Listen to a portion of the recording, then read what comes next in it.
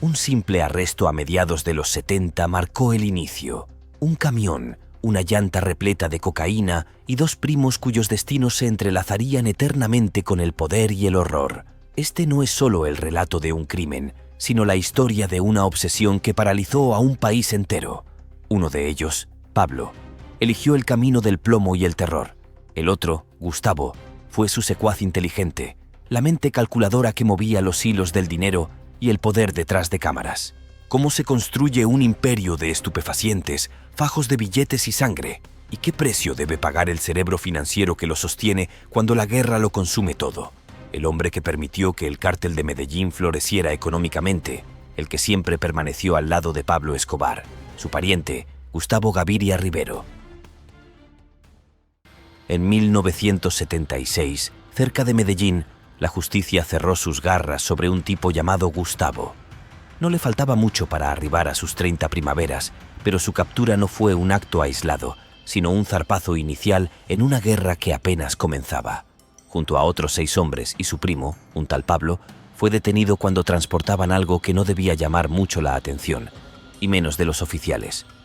Entre 20 y 32 kilogramos de cocaína meticulosamente camuflados en el interior de la llanta de un camión, un intento desesperado y efectivo de contrabando de mercancía ilícita.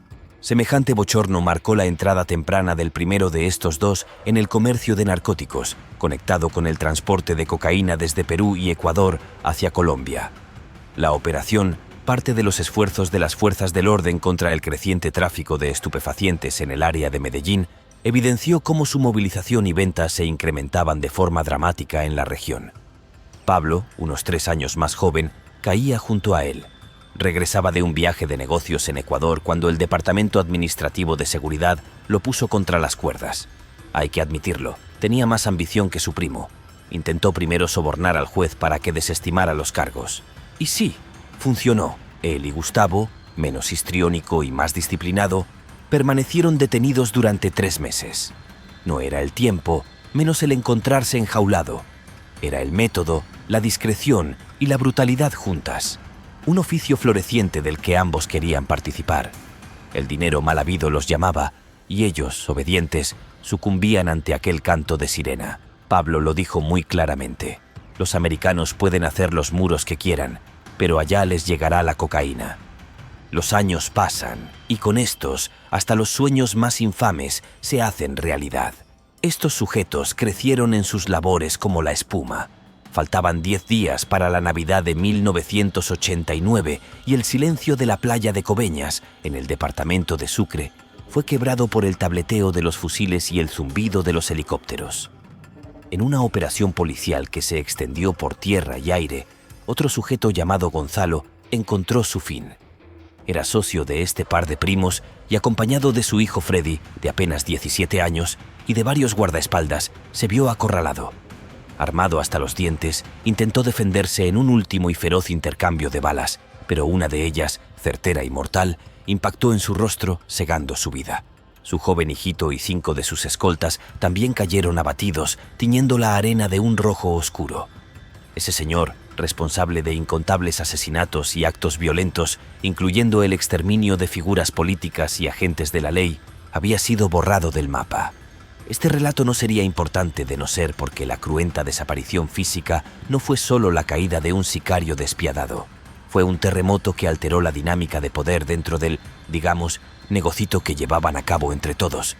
Un espacio de inmenso poder y responsabilidad quedó vacante, y fue Gustavo quien se movió para ocuparlo. Su figura, antes quizá ensombrecida por la ferocidad de su antecesor, emergió con una fuerza nueva. Consolidó su posición como el segundo al mando del entramado, justo detrás del propio Pablo sin que su ascenso se basara en la misma violencia ciega, expandiendo su influencia en los dominios que garantizaban la supervivencia del cártel, las finanzas y la logística. Su mente, meticulosa y calculadora, se convirtió en el engranaje crítico que mantenía en movimiento toda la maquinaria, incluso bajo la presión creciente de las fuerzas de la ley y los grupos rivales. Se posicionó no solo como un líder operativo, sino como una fuerza estabilizadora. En la estela del caos dejada por la partida de Gonzalo, fue él quien navegó las traicioneras aguas de las alianzas internas y externas. A ver, que hemos soltado al aire al menos 3 nombres importantes. pero ahora hay que apellidarlos. Hablamos de Gustavo de Jesús Gaviria Rivero, de Pablo Emilio Escobar Gaviria, alias El Patrón, y de José Gonzalo Rodríguez Gacha, alias El Mexicano, personalidades fundamentales del narcotráfico colombiano e internacional entre las décadas de los 70 y los 90, a través del tristemente célebre Cártel de Medellín. Y sí, el tal Gaviria Rivero, cuyo alias fue El León, aseguró que esa organización no se desmoronara, sino que mantuviera su ominosa dominación. Claro, asimismo hay que acotar que fue por unos meses, porque a esta mente calculadora y moderada, al menos en comparación a sus socios, le faltaba muy poco en este plano terrenal. No nos adelantemos tanto, más bien, vámonos al principio. Él nació el 25 de diciembre de 1946 en Pereira, Risaralda, Colombia, y era hijo de María Julia Rivero y sobrino de Hermilda de los Dolores Gaviria Berrío y Abel de Jesús Escobar Echeverri, quienes eran los padres de Pablo y Roberto Escobar. Según se dice, pasó sus primeros años en un entorno familiar modesto en Pereira antes de mudarse eventualmente más cerca de Medellín. Esto podría ser cierto, aunque también falso, pues hay que tomar en cuenta que a su primo le encantaba inventarse un origen humilde, cuando en realidad su familia estaba más conectada a las altas esferas de lo que él estaba dispuesto a aceptar. Una versión alternativa sugiere que nació en una familia que, sin ser abiertamente rica, tenía acceso a una crianza de clase media estable, con padres educados, respetables y con vínculos sociales dentro de la región paisa. Ambos muchachos asistieron a la escuela en entornos donde sus familias tenían una posición digna, pero, sobre todo, su crianza no estuvo marcada por la pobreza extrema. Los primos crecieron estrechamente juntos, encontrándose en varias partes, especialmente en el pueblo de Envigado, y desarrollaron un fuerte vínculo desde una edad temprana. Se tenían confianza, fueron cómplices en más de una picardía que hicieron y, claro, eso solo podía crecer con el paso de los calendarios. El propio Escobar reconoció más de una vez la importancia del vínculo sanguíneo en su vida. La familia termina siendo nuestra perdición. Más allá de estos detalles, ya adentrado en sus 20 años, Gustavo comenzó a involucrarse en delitos menores, como robo de autos y trabajando para grandes operaciones de contrabando bajo Alfredo Gómez López, conocido como El Padrino, el prominente contrabandista de esa época. Igualmente se menciona que, en asociación con su cada vez más descarado familiar, hurtaban lápidas en los cementerios locales para regrabarlas y venderlas como nuevas, robaban bancos, salas de cine y realizaban trabajos de sicariato entre finales de los años 60 y mediados de los 70. Y si bien no está confirmado su involucramiento, su primer gran golpe habría sido el secuestro y homicidio de Diego Echavarría Misas, uno de los industriales más poderosos y millonarios de Medellín, dueño de la empresa textil Coltejer. Las cosas sucedieron así.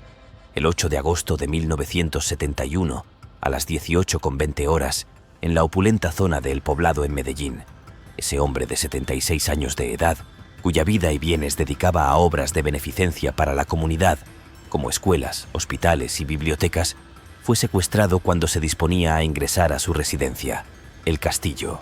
Se presume, según los registros de la época y versiones de varios historiadores, que él personalmente le habría pedido previamente a su familia que, si en algún momento era secuestrado, no accedieran a las exigencias de los delincuentes. Mientras su familia discutía angustiada si pagaban el rescate, las autoridades buscaban por toda la ciudad y ofrecían una recompensa para dar con su paradero.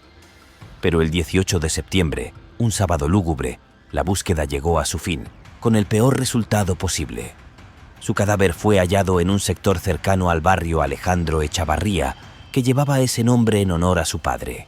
Días previos al descubrimiento, una persona anónima había contactado a la policía para asegurar que el filántropo había sido despachado al más allá y su cuerpo enterrado en las inmediaciones de una torre de una emisora de radio en Santa Elena.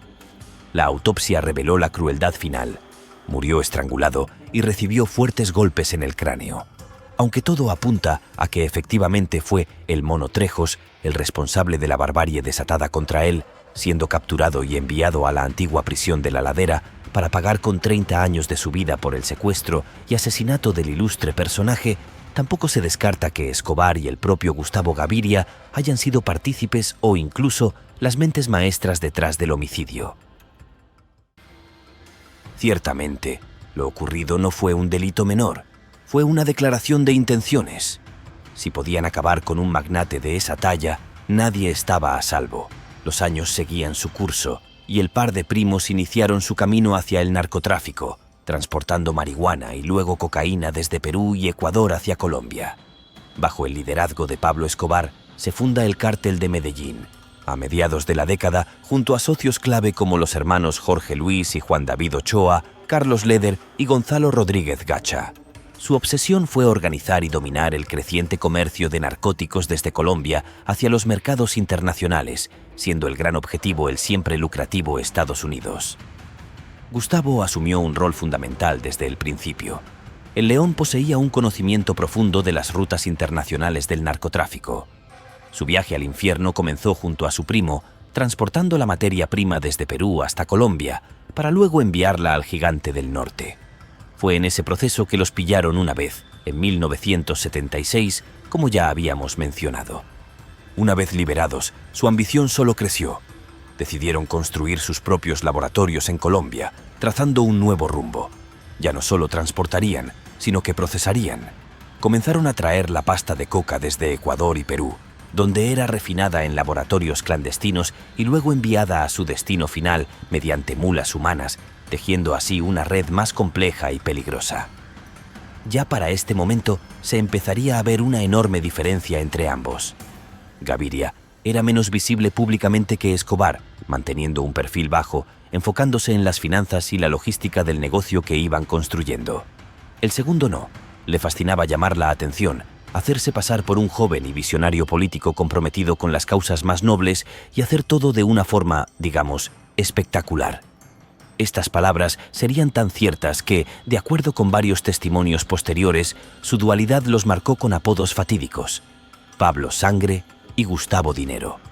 Y es que, además de la teatralidad y la cautela que los distanciaba, sus compañeros y subalternos ya advertían que el primero era ágil con el revólver y despilfarrador del dinero, mientras que el segundo era un ser sumamente tacaño y calculador, sin que eso le impidiera disfrutar de los placeres de la vida.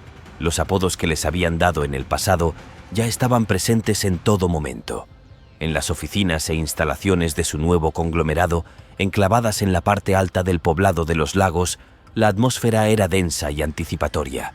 Todo visitante que cruzaba el umbral era recibido por esbirros cuya pregunta inicial era muy llamativa: ¿plomo o plata? Era una consulta cargada de fatalidad, pues aquel que respondía plomo era conducido ante la presencia tempestuosa del jefe, el histriónico, al que le fascinaba la violencia desmedida. Y la segunda respuesta se encaminaba hacia la fría e ingeniosa audiencia de quien prefería ahorrar hasta el último centavo y pasar inadvertido. Dos destinos con un mismo umbral de perdición. Se llegó a decir que a Gustavo no le gustaba mucho su apodo, pero igual lo soportaba. De alguna manera sabía que tenían razón. Esa dualidad formaba parte de su éxito. Su socio y pariente ni se inmutaba, hasta empezó a usar la misma frase para lograr sus objetivos con funcionarios y políticos. El que no aceptara el soborno debía recibir el final más trágico por no cooperar. Sebastián Marroquín, hijo de Pablo, recordó las andanzas de su padre y de su primo en estos términos. Siempre estaban buscando hacer algún negocio o cometer algún delito para sacar algún dinero extra. Por eso, llevaron las cosas al próximo nivel. Fueron creciendo paulatinamente y para la década de los 80, un hambre voraz se había apoderado de los Estados Unidos, un apetito insaciable por el polvo blanco que todo lo embriagaba, y ellos dos, junto a sus socios y subalternos, estaban dispuestos a ser los cocineros y mesoneros a tiempo completo de semejante banquete. Aunque claro, no todo les podía salir tan bien siempre.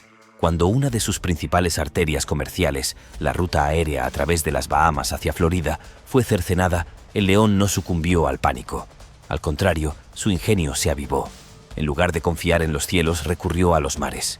Utilizó buques de carga legítimos que transportaban simples electrodomésticos. La cocaína era depositada en las entrañas de refrigeradores y televisores, un contrabando escondido a plena vista.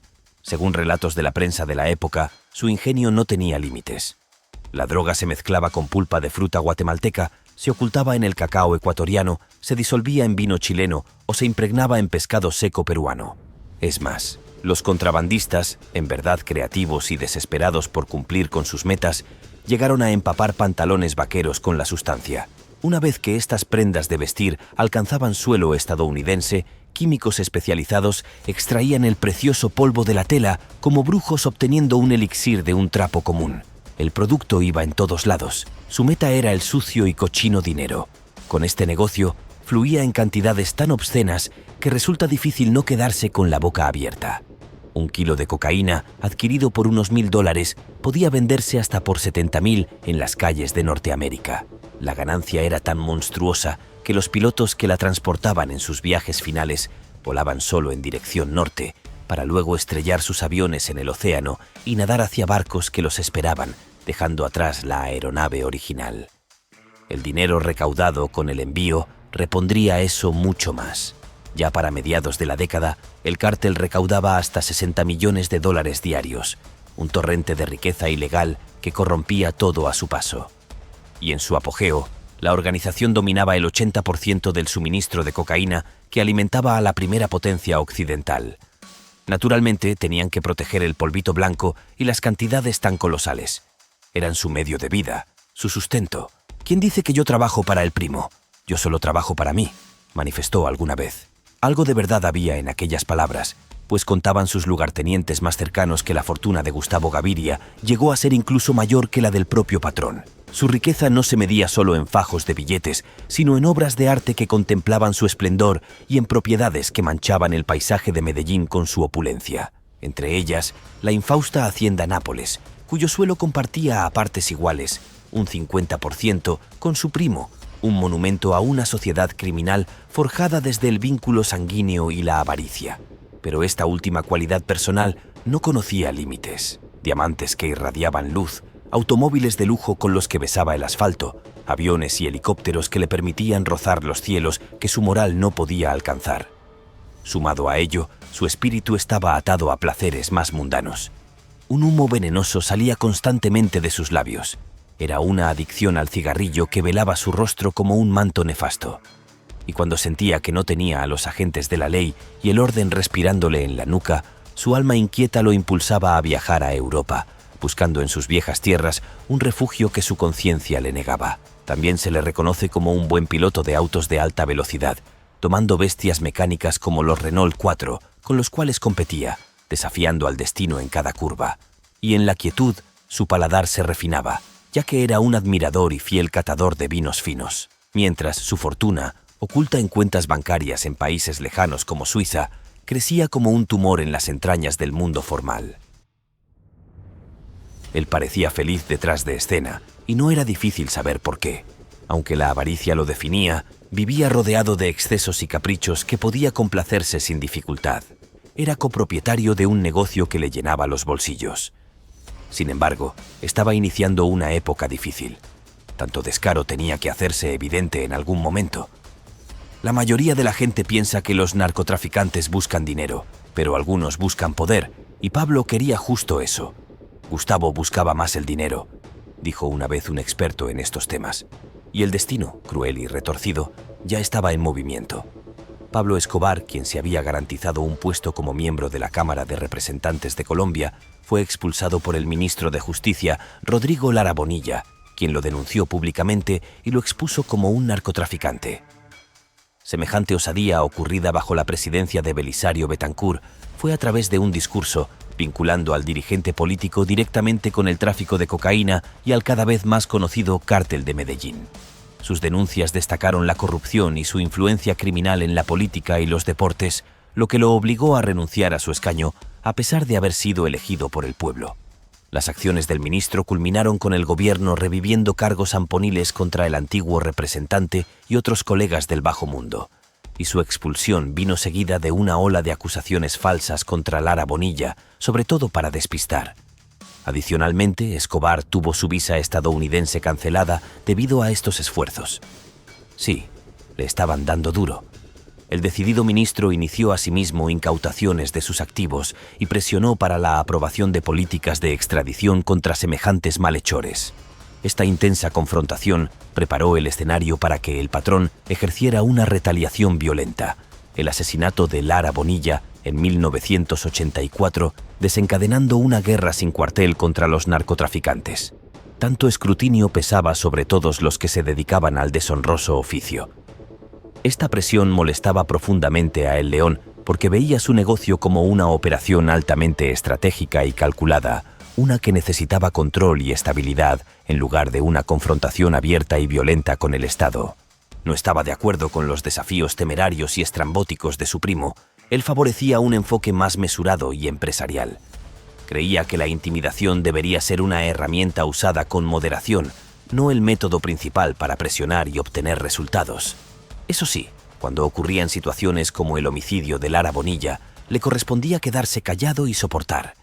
Y así como se dice una cosa, se debe decir la otra. Su pariente eventualmente comenzó a ganarse el favor del público, construyendo infraestructura y viviendas en los barrios más pobres. El propio Escobar defendía esta maniobra en estos términos: pues si medio mundo me quiere matar, contratamos al otro medio mundo para que me defienda. Siendo algo público y llamativo, para él era más llevadero. Para el gobierno, en cambio, él seguía siendo un delincuente buscado y, por asociación, Gustavo también cargaba con ese estigma. A este problemita cabría añadirle la guerra entre los de Medellín y sus rivales, los de Cali, que empezó con toda la mala leche en 1988 con el bombazo al edificio de apartamentos de lujo Mónaco, en Medellín. Allí, Pablo Escobar y sus compinches más cercanos tenían sus nidos. Y ¡boom! La gente de Cali trató sin éxito de mandar al capo al otro barrio.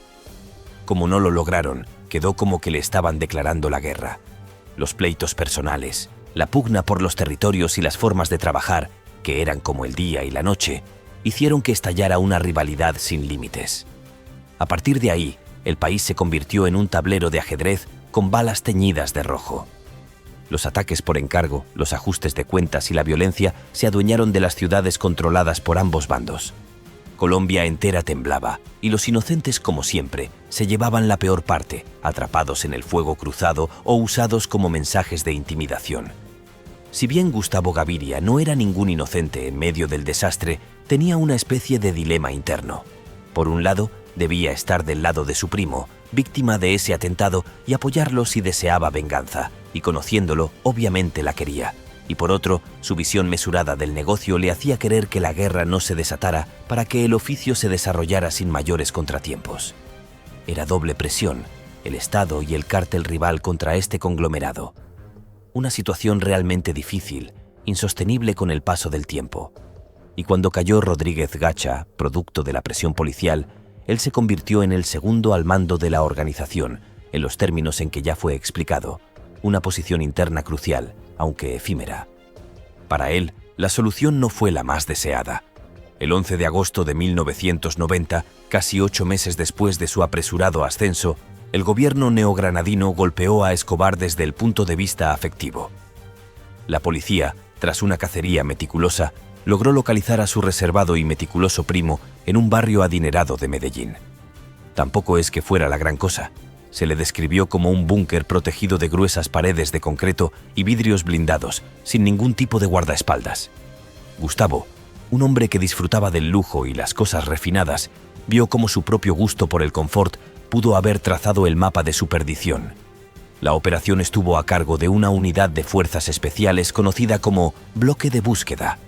Se inició una redada y en la escaramuza subsiguiente, el primo y mano derecha de El Patrón acabó reventado a sus 43 años de edad. La versión oficial declaró que había recibido un disparo durante un tiroteo.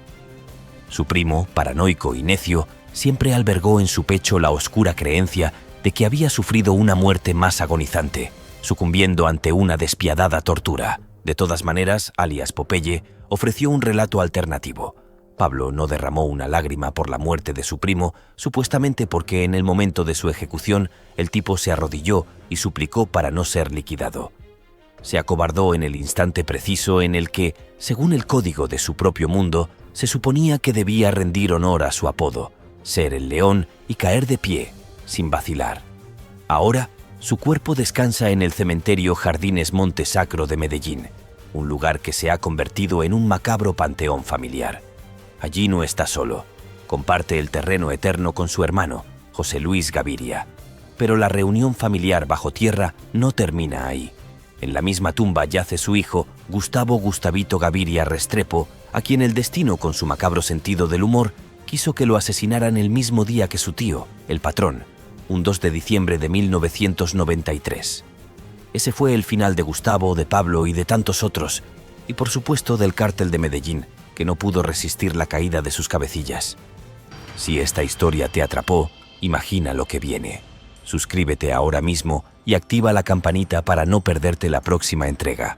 Y si quieres apoyar este canal, déjame tu like y cuéntame en los comentarios qué opinas. Nos vemos en el siguiente capítulo.